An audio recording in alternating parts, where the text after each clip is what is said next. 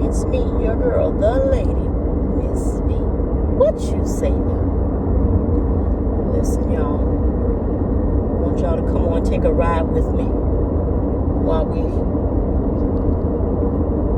do some chit-chatting together. I want to take you along on this journey right quick. Preferably, I won't keep y'all too long, but I appreciate you guys keeping me company. Today I want to talk about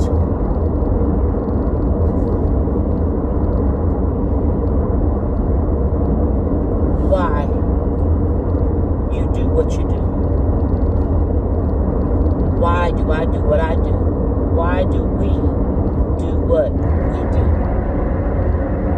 And there are a lot of reasons for us doing what we do. However, people don't always understand why it is that we do what we do.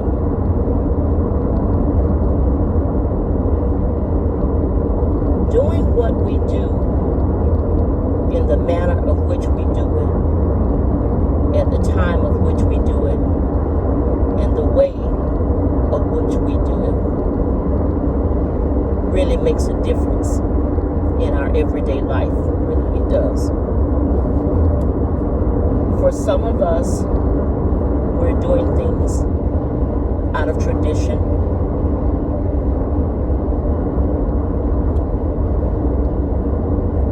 And a lot of it, as it relates to tradition, is out of tradition that we have no idea where that tradition comes from or what that tradition is really all about. For instance, let's talk about it from the standpoint of cooking. And I remember this story from years ago, just before I got married. And that was, oh Jesus, long time ago.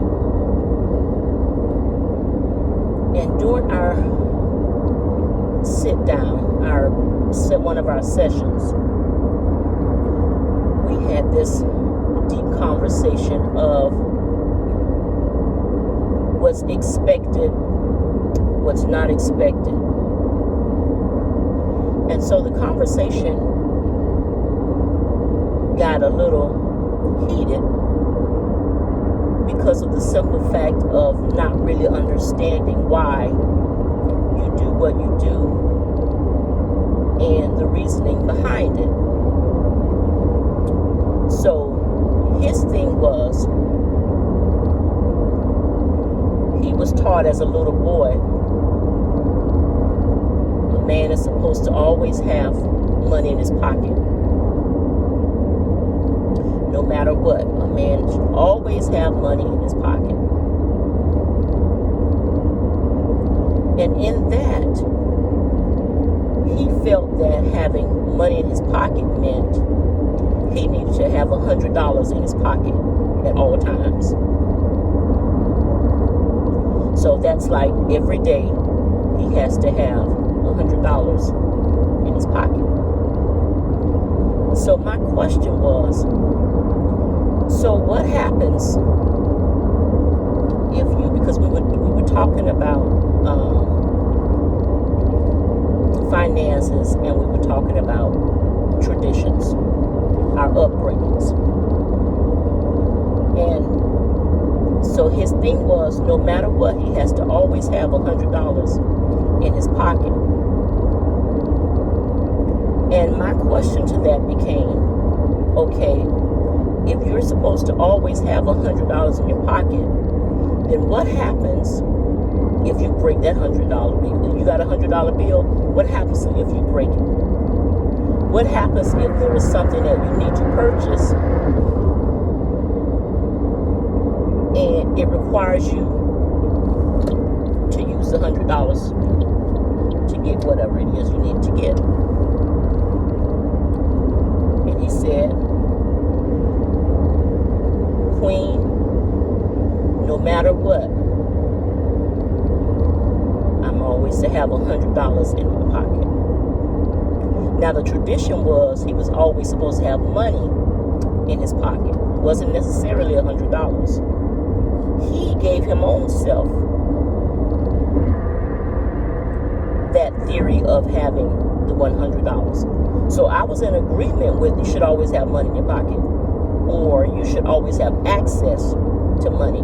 That was my standpoint, is that you should always have access. You should always be at a place where you can access money if you need it. His standpoint was he should always have $100 in his pocket, no matter what. So when I was asking the question, okay, so what happens if you have $100 in your pocket, but you have to use it to get something? It's no longer $100. And he responded to me, Queen, no matter what, I will always have $100 in my pocket. So then that told me, okay, so if you have $100 in your pocket, and you're supposed to always have $100 in your pocket, then my focus became, then what are you going to do for extra money? Are you going to take on a side job? Because it's definitely going to be needed, because your focus is you got to have $100 in your pocket every day.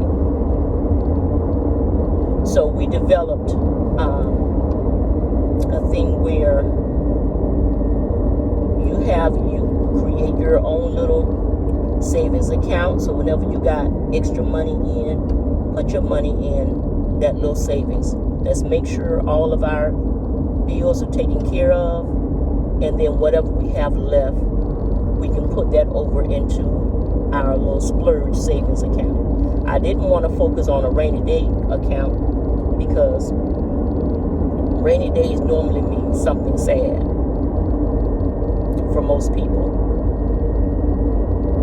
And so I just wanted us to have a whatever account. So we had a splurge savings account. And that was once all of our bills were paid, whatever we had left, we can take that and put it into our own savings account, which will in turn help him out a lot, especially because his focus was he had to have $100 in his pocket. Every day he had to have $100. But he couldn't understand my point behind it. And that was my reasoning for saying, well then, what are you going to do about getting extra income? Because I understood, his reasoning behind it. It was something that he was raised up on, which was no problem. But the thing was is that he had taken it a step further. So a man should always have money in his pocket. But my belief was you should always have access to money. So even if it's not in your pocket, if something comes up, you got access to it. Doesn't mean I was walking around with a wad of money in my pocket every day. So I would take, for myself, I gave myself an allowance where I would have $50.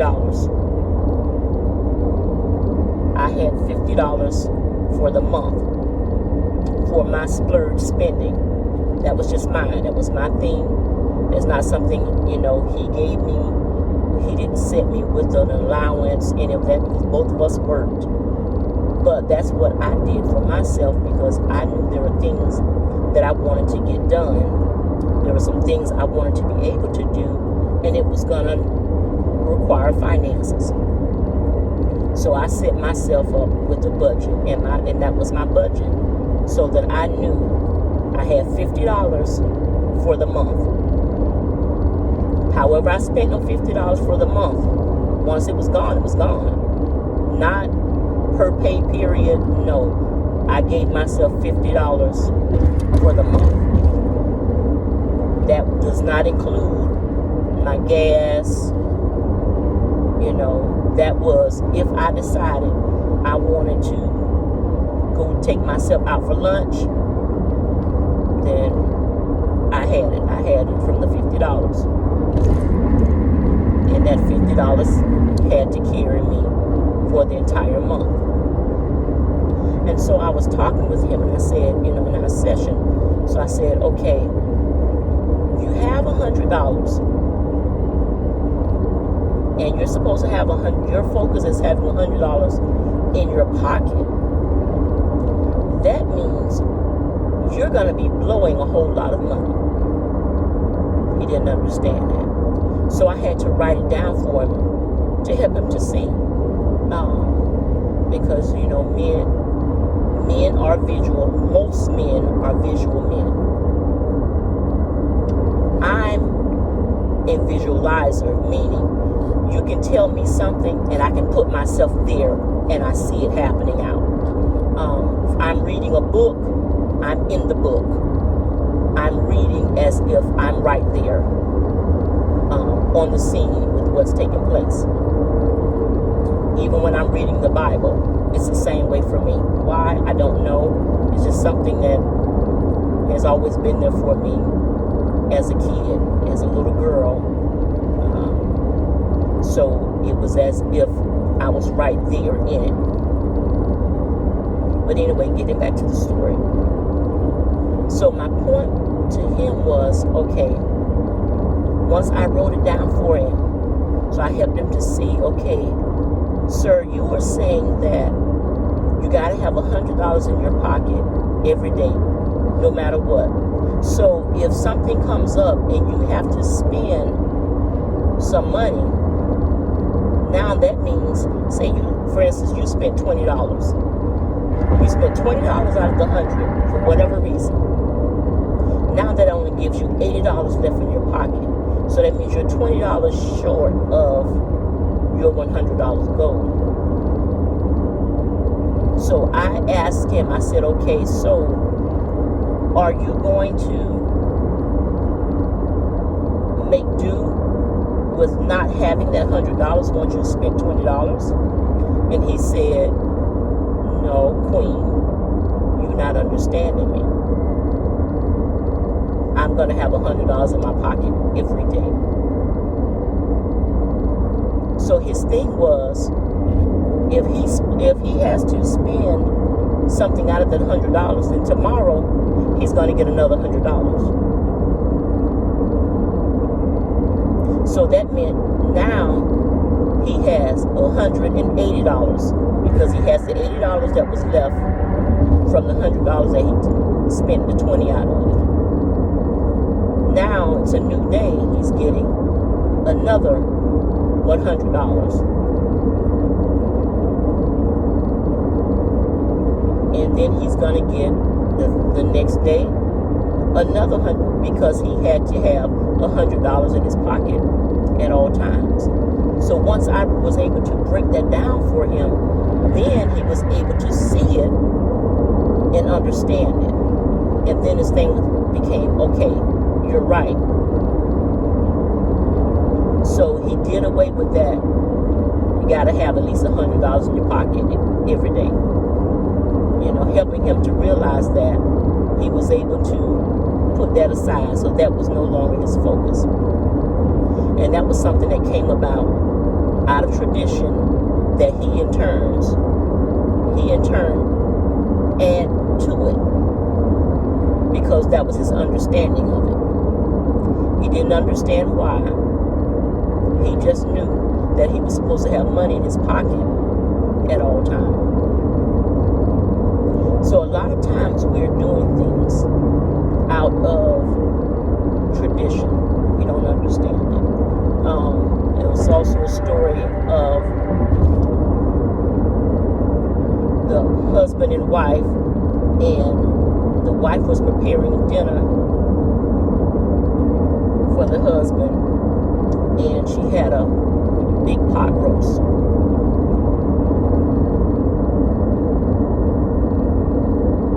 And he was upset with her because she didn't cut the meat. And she couldn't understand why was he upset about that. So he said to her, well, that's not how my mama do it. Now, most of us, we will definitely get hot with that. That's not how my mama do it. And go to your mama and let your mama do it. Yeah. I know that's some stuff that we would say because we don't like to be compared to his mama. But if you really think about it, in a way, it's a good thing whenever they compare you to their mom, because if they had a good relationship with their mom, then for the most part, their moms made them comfortable. Their mom was their peace. So if he's finding peace in you, ma'am, then appreciate the fact that he's finding peace in you. He's not trying to turn you into his mom. That's his way of letting you know he's finding peace within you. Okay? And sir, the same token, whenever a young lady is talking about her dad, she know you can't be her dad.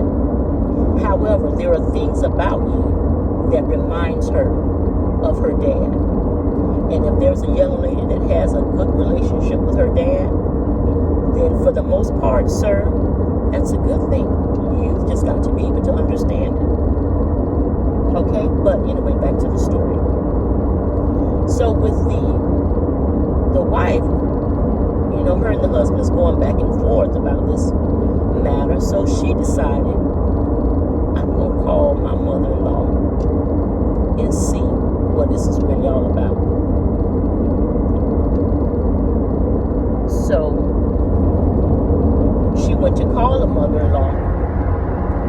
He realized that she was on the phone. He wanted to know who she was talking to. She didn't answer. She finished out the conversation. Her mother-in-law was actually headed to their house for the dinner.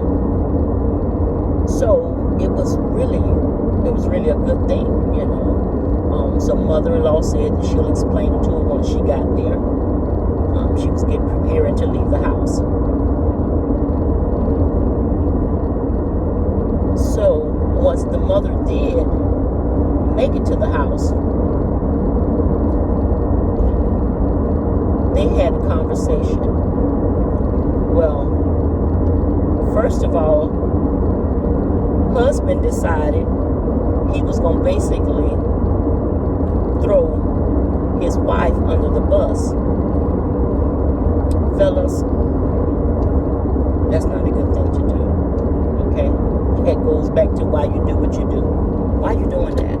Why? Why was there a reason for you to feel the need to out her in front of people, in front of others? But anyway, that's what he did.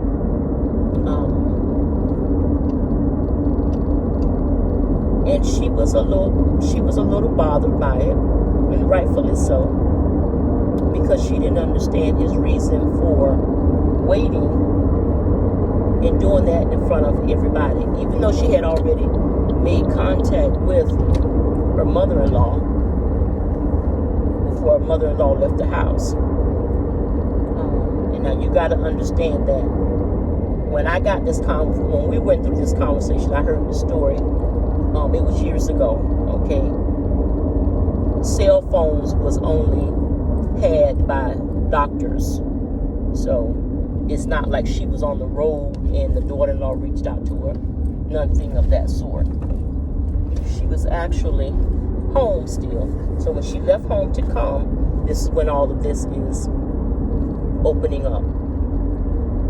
And so what ended up happening was, mother-in-law says, after the son,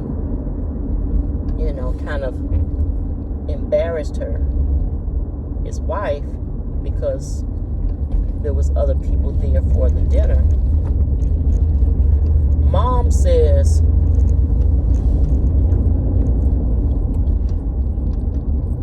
why are you doing her like that? Why are you saying that?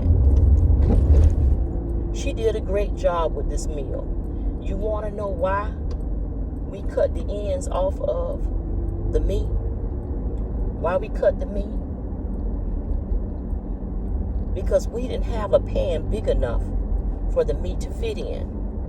So we had no choice but to cut the meat in order for it to fit in the pan. We couldn't afford bigger pans.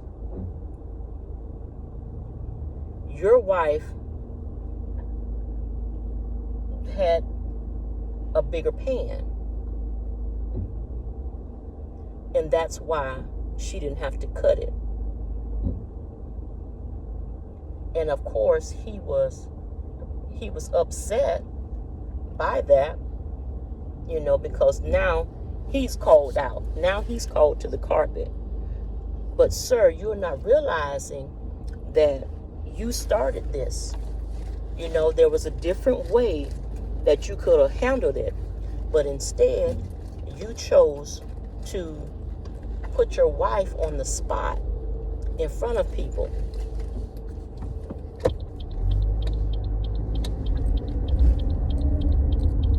Understanding and knowing that it would definitely embarrass her, but yet and still that's what you chose to do. So why you do what you do? Why is it that you do what you do when you do it the way you do it? Why? And that's something that we should be able to ask ourselves everyday life. Why, oh why do we do what we do in the way of which we're doing it? Why? Why are we doing it that way?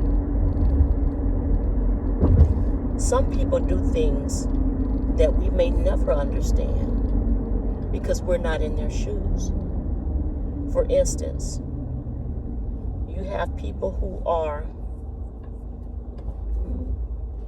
have become alcoholics, and you don't understand why they've become an alcoholic. And so you say things like, well, they saw what it did to so-and-so. Why would they do it? For instance, you grew up in a house where people drank, or, there were alcoholics. You saw what that was like. You didn't like it. So one sibling drinks, the other sibling doesn't drink. Both grew up in the same home. It's just your perception behind what is taking place. So if you realize that drinking was a horrible thing and you didn't want to do it, then most likely you didn't do it. But then the other sibling may have said, I realize that whenever they drink, they handle problems differently. It helps things to smooth over. It helps you to not worry about stuff so much. Then they turn to drinking. Thus, they become an alcoholic. So you have to be careful, because if you really don't know why a person does what they do in the manner of which they do it, then at the end of the day, all it does is create a problem for you, because you don't understand it, and you're seemingly not even trying to understand it.